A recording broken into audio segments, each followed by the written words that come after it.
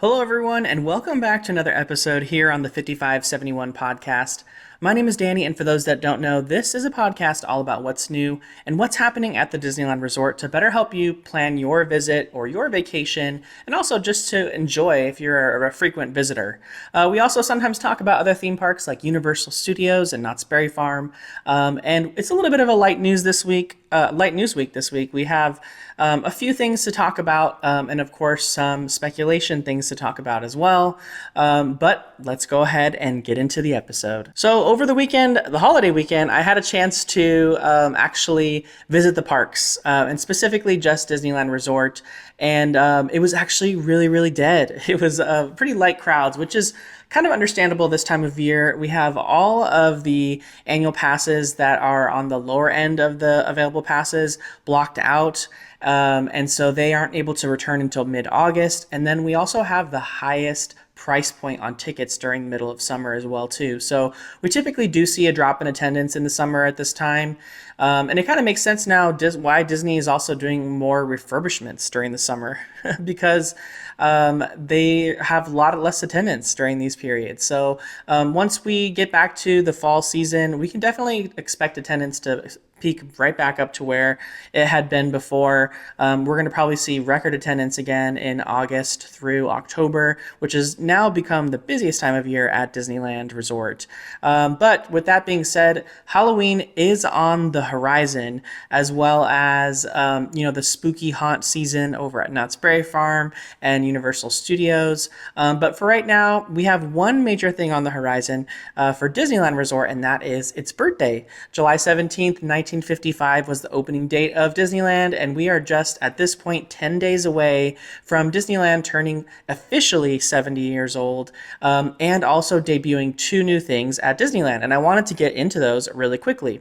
So first off, of course, we're going to have the last verse debut over at It's a Small World. So there was a whole documentary, I think, on Disney Plus. They're also going to be playing it simultaneously over and over again on loop on the Main Street Theater, or inside the Main Street Theater.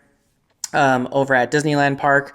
Essentially, the Sherman Brothers had an extended version of the It's a Small World song with additional verses added that are more appropriate for, the kind of climate nowadays, and also things that they had written in the past maybe removed from the songs beforehand. But they had been working on it, and then Richard Sherman had been working on it before he passed away, and there was a whole documentary on that, which is what's going to be playing on Main Street in the Main Street Cinema. And in fact, if you've been doing the Magic Band little fun free giveaway that they've been doing at the Main Street Cinema for the 70th, you actually get a commemorative ticket for that last verse documentary that's going to be playing on loop there in the theater once it hits July 17th.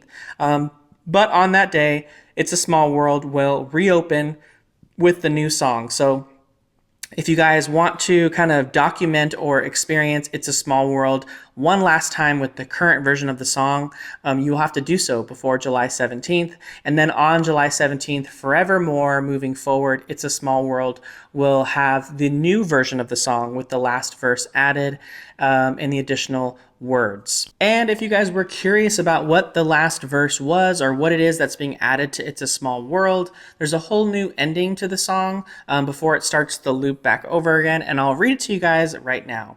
So it goes, Mother Earth unites us heart and mind, and the love we give makes us humankind. Through our vast, wondrous land, when we stand hand in hand, it's a small world after all. And then it'll go in through the chorus and then back into the verses again that have already existed. So that's going to be what's added to the attraction on July 17th. And then, of course, like I said, you can watch the documentary for that on the inside the Main Street Cinema on loop. I'm not sure if they're going to be doing that in between the cartoons or if it's only going to be that on loop. We'll have to see, and we'll, of course, be talking about that here on the podcast after I'm able to experience it. But then, of course, the other thing that's debuting on July 17th is going to be Walt Disney A Magical Life over at the Main Street Opera House, a.k.a. Great Moments with Mr. Lincoln Theater. This is going to be the first time we've ever had a Walt Disney audio animatronic ever in the history of Disney parks.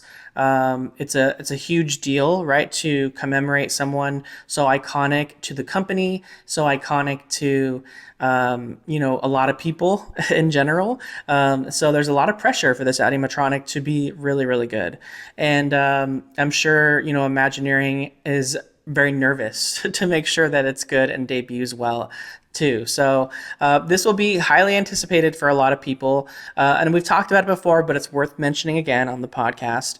The animatronic show, Walt Disney: A Magical Life, will be pretty similar to what we see for Great Moments with Mr. Lincoln. The majority of the presentation will be a movie and like explaining the backstory and everything. So there will be a little bit of a movie talking about Walt Disney's early life as a child, and then as he kind of grew into becoming the founder of the Walt Disney Company, and being an animator, and then going into the idea of building Disneyland and kind of moving forward with all of that. So if you've ever seen the Walt Disney attraction over at Disney's Hollywood Studio, that movie attraction that's there, I think a big portion of that movie that used to play in that attraction is going to be coming to this attraction, and a lot of that will be used. So a lot of people love that attraction. I remember doing that attraction a few times. I thought it was great too. It is a very emotional movie. A lot of people do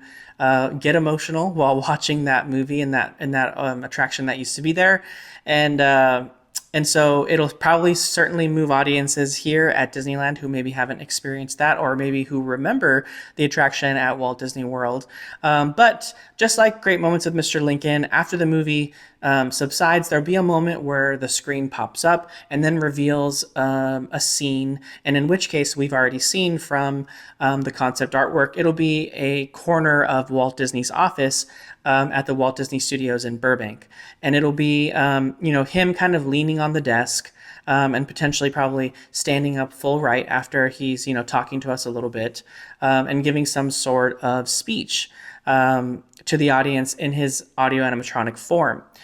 So it'll be a great finale for the show. And also during the first year and a half that we have the 70th celebration, the Great Moments with Mr. Lincoln part of the show will not be available. It'll still be on hiatus. But then eventually, once the 70th subsides, or when they decide to subside, just only running the Walt Disney version of the attraction, part of the main infrastructure that they have invested in as part of this whole renovation of the Main Street Opera House was building a roundtable system on stage so that the show could switch and that it could rotate from one set to the other to be Walt Disney's A Magical Life and Great Moments of Mr. Lincoln. So the Lincoln attraction could live on to honor Walt's legacy, because Walt Disney's favorite president was Abraham Lincoln, and he had a great affinity towards that attraction. It was very, very important to him. So it's probably very, very important to the people at Disneyland to make sure that, attraction lives on and has some sort of legacy. And they've continued to update it throughout the years, so I believe it will. But eventually, the attraction will rotate. So after the Walt Disney Magical Life Theater would end its show, then this theater would rotate, and it would now be set up for Great Moments of Mr. Lincoln, which means the next showing that would be waiting outside the doors would be getting the Great Moments of Mr. Lincoln show.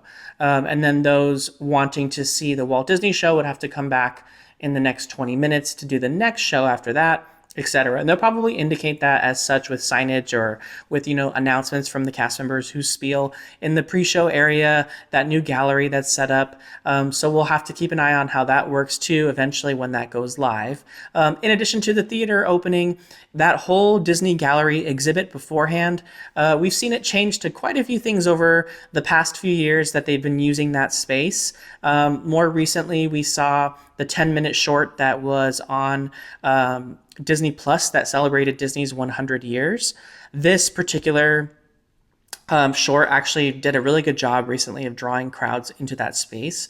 And they had advertisements too for it outside the theater. And I think the poster for it is still there to this day. I'm sure they'll change it now to something advertising Walt Disney's A Magical Life, or maybe the gallery exhibit that will be set up. But The reason why I bring that up is because the gallery exhibit before the Great Moments of Mr. Lincoln and Walt Disney Magical Life show will be updated in that front half to feature Walt Disney specific, Disneyland specific things that are relevant to the 70th anniversary. So, also a great thing to go look at once the show opens on the 17th. I don't know how the attraction is going to open as far as availability. Is it going to be standby? Is it going to be lightning lane? Is it going to be boarding groups? We don't know. And if it is boarding groups, is that also locking off the Disney Gallery? Will you not be able to look at the exhibit until your boarding group has been called to kind of prevent crowding from inside this theater? We'll have to wait and see. It's going to be kind of all pretty new, right? They haven't really had this much anticipated guest desire to go into this space all at once where like everyone's going to be wanting to experience it. So it's not really meant to hold that many people. And it's also probably never gonna been able to draw that big of a crowd. Even when Great Moments of Mr. Lincoln opened with a brand new version of the Lincoln animatronic, and just a whole new version of the show, which we have today, it was still popular, but it didn't garner the attention that I'm sure the Walt Disney animatronic is going to bring once it opens. So we'll have to see. I mean, we're only 10 days away and Disney's kind of been hush hush. We've also had some speculative rumors that we might see annual pass holder or Magic Key previews for this, maybe even cast member previews for it. I certainly hope the cast members get to preview this because it's going to be hard for them to, get the time to wait in line and all that kind of stuff, amongst all the people that are trying to see it. So that'd be really cool if they had the opportunity to do it. If they did Magic Key previews for it, obviously, it's only going to be for the Believe key and the Inspire key, which is also maybe unfortunate as well too, because the other annual passes are blocked out. So we'll have to wait and see kind of as we get closer, but we're running out of days, right? We're running out of days. We're getting closer to the time. Disney does like to share things last minute. We also like to get news from Disney midweek. So this podcast is coming out on Monday, July 7th. Maybe we even get news this week that's something, more specific on how to experience this attraction and if there's going to be any previews at all, what that looks like. We might even see, it open on an early media day for media guests in the morning and then just be open once that happens. Or maybe we just see it open early just so they can get some practice runs in on this attraction as well. So that's something that we're going to have to constantly keep an eye on as we get closer to the date, and we'll be definitely doing that as well. But that's basically kind of the biggest things that are happening on July 17th. Other than that, we don't know if there's going to be any sort of ceremony in the parks. They haven't really said so at this point. We don't know if there's going to be any kind of free giveaway. It's been kind of a toss-up in, previous iconic anniversaries. The kickoff to the celebration was when everything happened. And then other iconic anniversaries, the actual birthday was the day that things happened. So it's been kind of a mix, grab and go the last few years that this has happened. The kickoff to the celebration for the 70th has come and gone. There wasn't a lot of fanfare on the kickoff days other than the awesome, media coverage that they had for like 2 days with all the invited media guests. And then we had, of course, KTLA 5 in the parks, also broadcasting live the morning of the kickoff of the celebration, but nothing like ceremony-wise that we saw for the 60th or for the 50th anniversary. So we'll see. We'll have to see what's going to happen as we get closer. I'll definitely be there that day, and I'm excited to kind of cover it all and see what's happening. But I think that kind of is the biggest thing that we're waiting for anticipatory wise at Disneyland. And I think, those of us that are maybe excited about the 70th and want to, experience it, also we talked about this on Speculation Sunday. You don't have to worry. It's going to be here for quite a while. It's going to be going all the way until the end of next summer.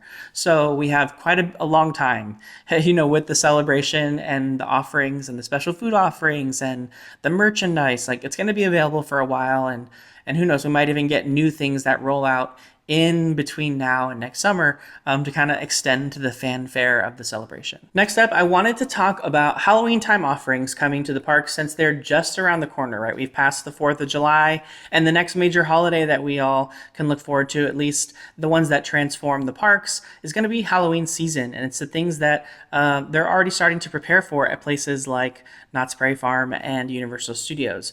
Disneyland we'll wait to see kind of how much Halloween really comes in and takes over the 70th, since the 70th is staying with us for so long until the end of next summer. When we had this same kind of situation with the 60th anniversary there and the Disney 100 celebration, there was not a lot of holiday decor that came in and took over. So it kind of was like a mix of both. And so it's an interesting time when you have a major anniversary like what Disneyland has going on, as far as when the regular Halloween or holiday decor comes and creeps in. But starting off with Disneyland, of course, the Halloween season is going to be starting earlier this year. It's going to be on August 22nd. So just about a little over a month away is going to be when the Halloween season kicks off at Disneyland Resort. And it's, of course, going all the way through October 31st. We're going to have brand new costumes for all the characters. Oogie Boogie Bash will, of course, be returning, and tickets are already on sale for that. A lot of the days have already also sold out, especially in the month of October. So something to look forward to as well. Paint the Night will continue during the Halloween season, which a lot of people were wondering if that was going to happen. And Disney has officially listed it on their Halloween season event page. So we can fully expect during that entire Halloween season for Paint the Night celebration to come and stay with us during that time. Halloween Screams will also be making its return, which is the fireworks show at Disneyland. This is available to all guests at Disneyland Park. If you have a ticket that day, you're going to be able to watch the Halloween Screams fireworks show. So you'll have Paint the Night as well as Halloween Screams. It's going to be a great time, entertainment-wise, to visit Disneyland. Of course, Haunted Mansion Holiday is returning as well too. And don't forget, Haunted Mansion is going to be closing soon to make way for Haunted Mansion Holiday. And we'll talk about that in a little bit when we get to our section of the podcast that talks about closures. And then, of course, we're going to have the Pumpkin Festival. And Disney's highlighting this as well too, which this is basically where Main Street USA gets all the bunting for the Halloween colors, as well as the big giant Mickey pumpkin, and then all the pumpkins on Main Street. But right now, Main Street USA is decorated for the 70th, including the special 70th bunting and special 70th, gas lamp, little decorations, etc. So I'm wondering just how much decorations are going to be replaced with the Halloween ones. It's interesting. Or if they're going to have maybe Disneyland 70th Halloween themed decorations. That's where I'm kind of interested to see how things roll out for Disneyland, because they've done anniversary modifications to Halloween and holiday decor in the past. But is this one that they're going to do it with? I don't know. We'll have to wait and see. But those are the highlights, of course, for Disneyland Park. Of course, Guardians of the Galaxy, Monsters After Dark will be making its return. World of Color Happiness will continue to go through, which is the 70th anniversary version of World of Color. That'll continue to go through during the Halloween season. Cars Land will transform. And then they'll have, of course, the Mickey's Trick and Treat Party over at the Disney Junior stage inside Hollywoodland. But they're going to have a bunch of new food offerings at the parks and the hotels in downtown Disney. So we, of course, don't have a foodie guide for that yet, but we'll talk about that as soon as we do. But that's coming right up around the corner. So I wanted to mention, if you guys were planning your visits, August 22nd is going to be that weekend that kicks off the Halloween season at Disneyland Resort. The first weekend of Halloween is always a really, really busy time. Annual passes will have just become unblocked from those two lower tiers of annual passes. So a lot of people are going to be coming to the resort just in general anyways. So it's a busy time. So if you're planning your visit around that time, just know you're going to have long waits, and it might be a really good day for you to purchase the Lightning Lane multi-access that day. So keep that in mind. Now, as far as Knott's Berry Farm, they have two major Halloween events. They, of course, have Knott's Scary Farm, which is kicking off sooner than their other event. And their other event is more for kids and families, kind of like Disneyland's Halloween time. And that's Knott's Spooky Farm. That takes place during the day, and that's going to be kicking off actually on Thursday, September 25th, and going through Halloween on October 31st. So this is, of course, all the Halloween decor inside Ghost Town and throughout Camp Snoopy. They'll also have trick-or-treating for the kids during the day, and fun Halloween activities like games and crafts and like little mini character meet and greets in Camp Snoopy and their costumes and stuff like that. So it's a really fun time for kids, and a great family activity for a lot of kids at Knott's Berry Farm. And again, that's September 25th through October 31st.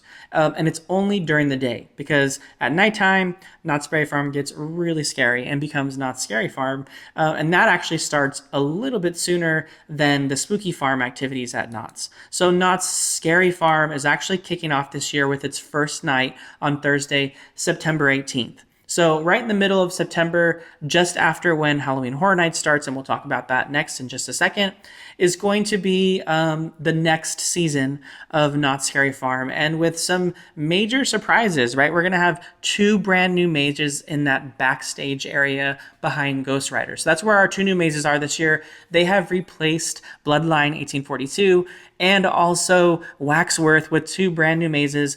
We don't really know what either maze is. There is a big speculation that the maze that's taking place of Bloodline 1842 is going to be a return to intellectual property back at Knott's Berry Farm, with a Arkham Asylum Joker themed maze from, of course, like a DC Comics, and with their recent merger with Six Flags as their parent company being Cedar Fair, they potentially do have access to use intellectual property that they weren't using before, because Six Flags has access to that intellectual property, and there's a lot of things they can use for their future events. And this is kind of a controversial topic for some. Some people really enjoy that Knott's Berry Farm has its own storyline, its own history, its own original tales and spooky stories for all of their mazes that don't just follow the latest movies, trends, and TV shows, right?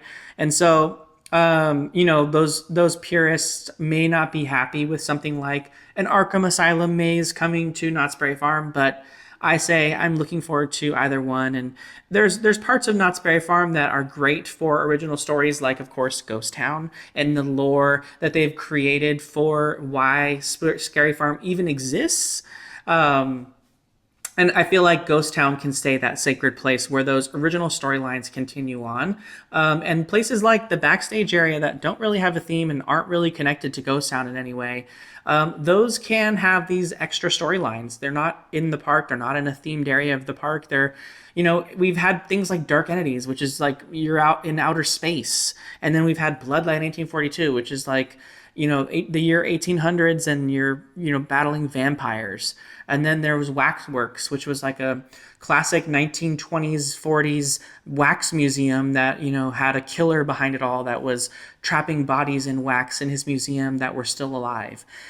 So it was like, the home to many, many, many mazes over the years, trick or treats, all these things that, that all just have random mazes and different themes that don't necessarily, have to fit a theme of a specific area. So if there were to put a maze like Arkham Asylum, I think it fits very well in that backstage area. It's extra, right? It's like, its own story. So I think that's fine.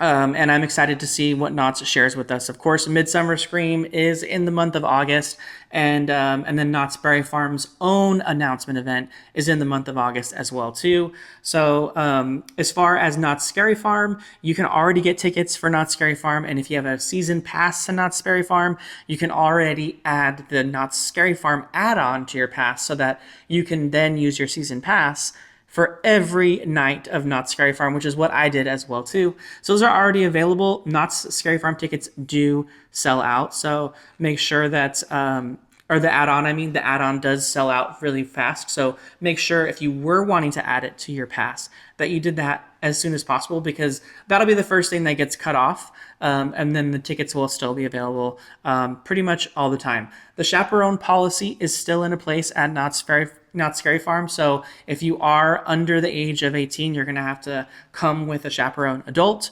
So I would imagine, this does cut back on a little bit of the crowding at Knott's Scary Farm, but it seems to be have been very well received by a lot of people who are visiting the event.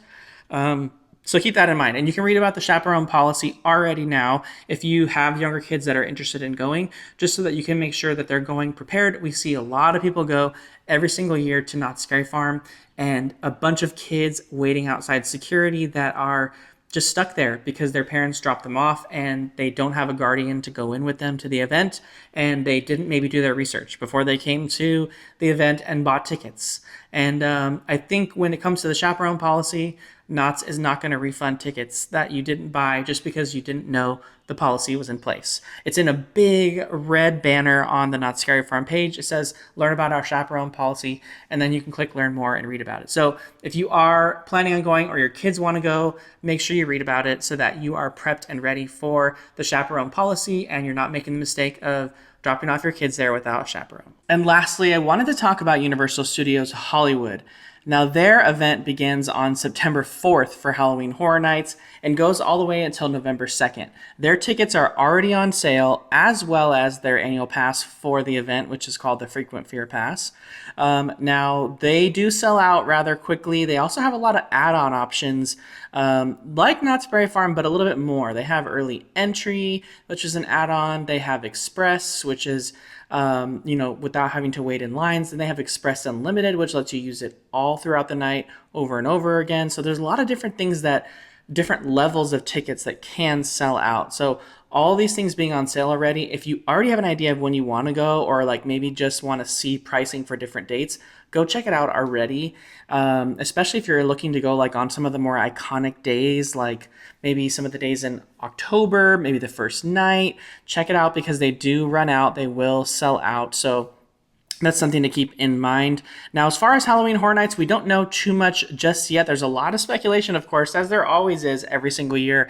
But the only three things that have been confirmed, and really four, if you kind of count one of them, is Fallout as one of the mazes, Monstros 3, another maze, which is the third installment of the Monsters of Latin America series that we've had going on the upper lot. And then also the Jason universe. So there has been a fourth confirmation via Twitter, which was Five Nights at Freddy's, but no official call out of that on the Halloween Horror Nights website, and no like trailer or anything specific to that for the franchise. So it is certainly going to be a maze, and I think even John Murdy himself confirmed it with like someone's response to something on Twitter. But it hasn't been like listed on the website just yet, and neither is Monstros for that matter. And they did officially show that one, so it can take a little bit of time so far. But we have 4 out of the 8 mazes, and then I think the 9th maze is the Terror Tram, and that one is also speculative right now. We don't know exactly what it is. It's looking like it might be something Blumhouse related because we're seeing the Blumhouse logo archways being kind of erected at all of the Terror Tram stops. So that's something to potentially maybe we see. Megan, because Megan 2 just came out. Maybe we see things from Black Phone. Maybe we see things from Saw now that Blumhouse owns Saw. So it could be a lot of things. Interesting enough, but there's a lot of hype for Halloween Horror Nights. I would say the hype for Halloween Horror Nights probably definitely rivals Knott's Berry Farm for sure. It used to be like, I feel like at one point they were kind of hand in hand, and then now it seems like Halloween Horror Nights is just a beast of its own, and it's really just the premier event, I feel, for horror. I still really like both of them separately, and I always go to both of them. But if you are interested in any of these, those are the dates of all of the events that we know so far. So it's all out there, it's all listed, which is great. A lot of times in the past, they haven't been so forthcoming with all these dates and times and stuff like that. So it's nice to have all of this information now so that you can start planning, making your trips, booking your hotel stays, etc.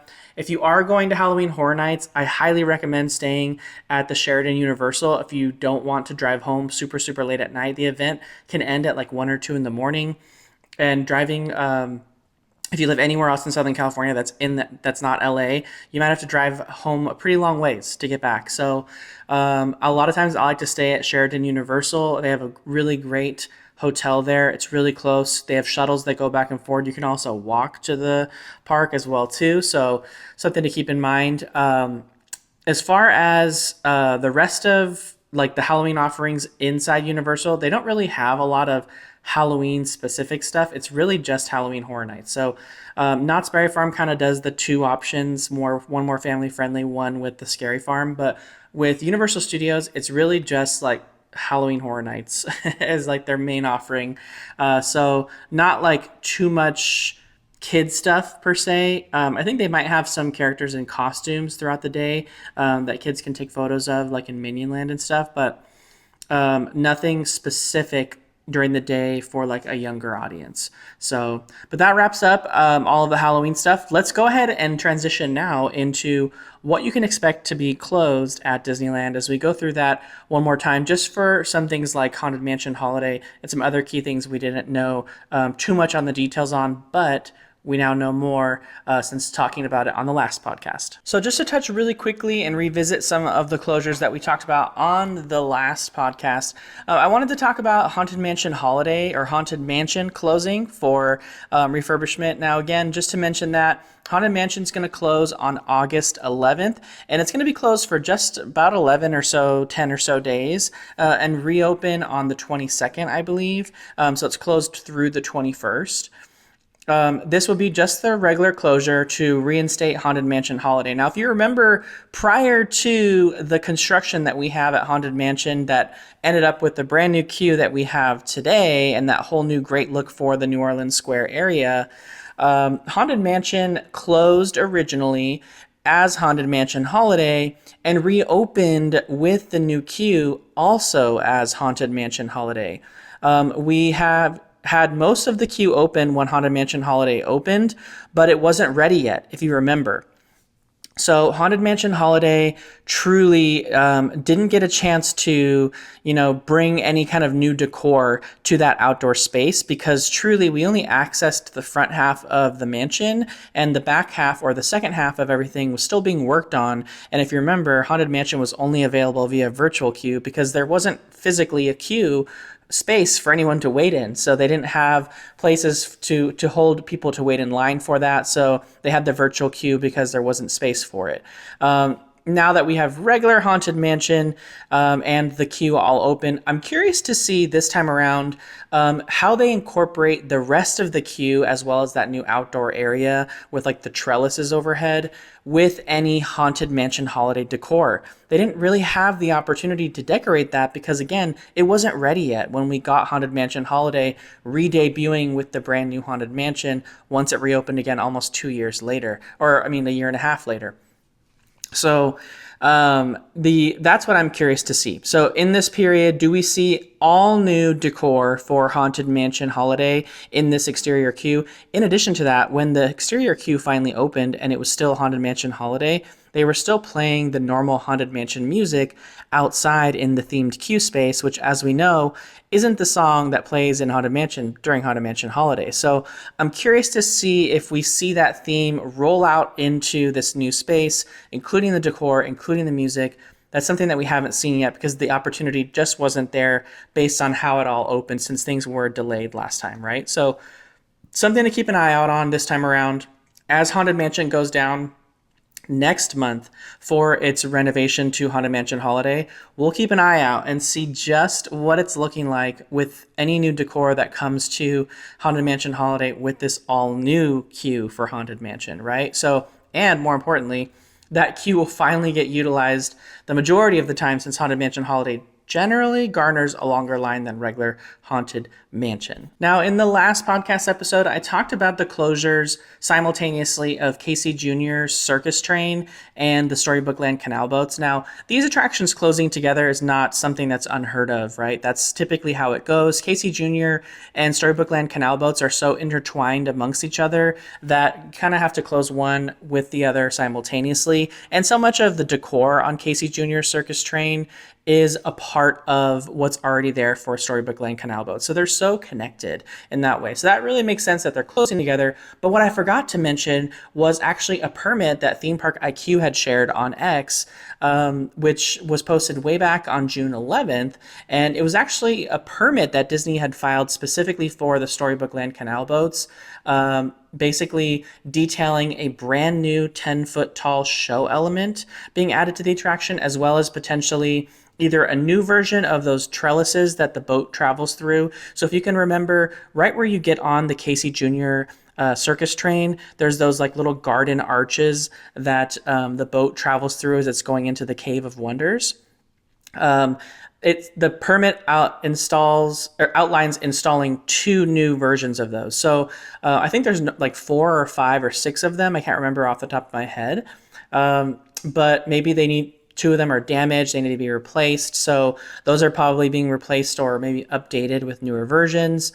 And then there's going to be a brand new 10-foot max height show set element being added. So that is curious, right? Is it a new version of an existing IP that's already there? Or is it something totally new being added to Storybook Land Canal Boats for the first time, and Disney just hasn't shared with us yet what that's going to be? Now, in the past, we've added new movies and new elements to this attraction as they would come out, and it was always like a big deal. And I think the last one we had was for Anna and Elsa, with Elsa's Ice Palace being added there. And it was always like a big deal when they could add some new storybook element to the attraction based on a current really popular franchise. So I'm curious if you guys think this new show element is going to be a new movie being added to Storybook Land Canal Boats that we haven't had before, or if it's maybe just a repair or replacement for an existing franchise that just is getting a new element put in that's a different version of it, right? Things get old, they need to be replaced, etc. So something curious, something to keep an eye out on, right? Now, Storybook Land Canal Boats and Casey Jr., just to reiterate, if you guys missed the last episode or just kind of had forgotten, Storybook Land Canal Boats actually is the one that closes first. And it's going to be closing on July 21st, so later this month. And then the Casey Jr. train will be closing on July 28th. Now, both of those have not been, at least on the available calendars thus far, don't have an end date. So it's not a short refurbishment. So we know it's going to be a longer refurbishment than what's available, at least already on the calendar.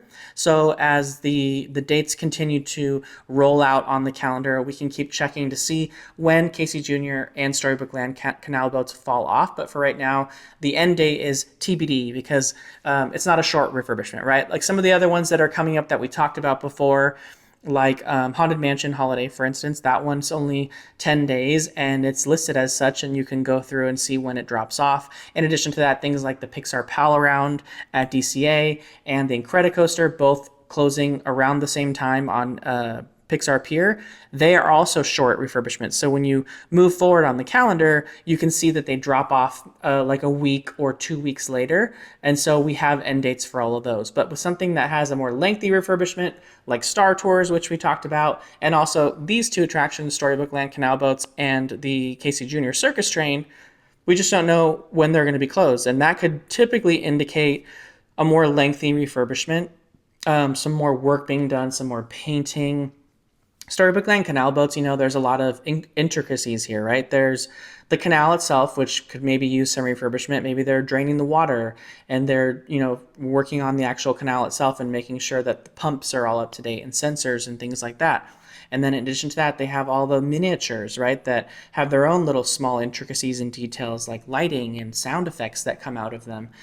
So that's all something that can be worked on. It takes some time, right? They need to have maybe artisans come out there and work on some of these small things. So it makes sense as to why it would be closed. And then Casey Jr. just kind of stays closed with the Storybook Land Canal Boats because they kind of, like I mentioned, are intertwined. So but those were 2 details I kind of wanted to flush out a little bit more since we talked about those the last time for park closures.